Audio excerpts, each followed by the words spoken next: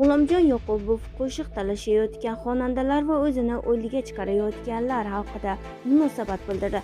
Xonanda Ulug'bek Rahmatullayev san'atni nima sababdan tark etmoqchiligini fosh qildi.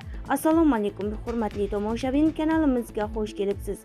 Videorolikimiz ostida bir dona like hamda podpisatsiya tugmachasini bosib qo'yishni yodingizdan chiqarmang.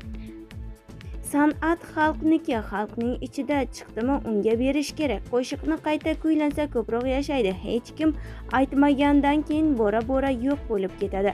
Bu qo'shiqni sen kuylama deyish ongsiz odamlarning fikri.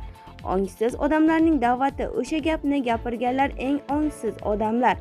Ularni faqat ongsiz deb o'ylayman. Ular fahm farosati yo'q odamlar. Bemalol aytaverish kerak. Faqat qo'shiq buzilmasa bo'lgani. Men hammaga qo'shiqlarimni aytishga ruxsat beraman. Ma'qul kelgan bo'lsa bemalol, deydi xalq artisti G'ulomjon Yoqubov. Bir necha oy ilgari G'ulomjon Yoqubov haqida tarqalgan yolg'on noxush xabar ko'pchilik singari san'atkorning o'ziga ham qattiq botdi. Hayotda bir xil odam bor, ajrata olmaysiz. Tirik odamni o'ldi deyish nimaga to'g'ri keladi? Men birovni bekordan bekorga o'ldi deb gap tarqatsam menga Xudo ko'rsatadi. Bu bir misol. Avval tekshirish kerak, rost bo'lsa keyin aytish kerak. Orqadan valdir-vuldir gap nega kerak? Bu noxush xabar qalbimga og'ir botdi. Tushunmasa yana shunday xabar tarqatishyapti. Yaxshi otga bir qamchi, yomon otga ming qamchi. Ularga gapirishning foydasi yo'q ekan, insof bersin. Meni o'ldiga chiqarishsa ham ijodimni qilib ketyapman. Shunday deganlarga ham umr tilayman. Ijodimni to'xtatmoqchi emasman. Umrimning so'ngigacha xalqqa xizmat qilaman, deydi G'ulomjon Yoqubov.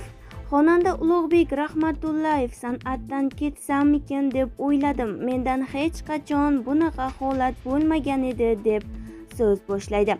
Menda shunaqa davr bo'ldi. San'atda ham ketkim keldi. Chunki o'zimizning sohamizdagi bir ikkita insonlar, yoshi kattalari ham bor. Faqat yoshlar deya olmayman.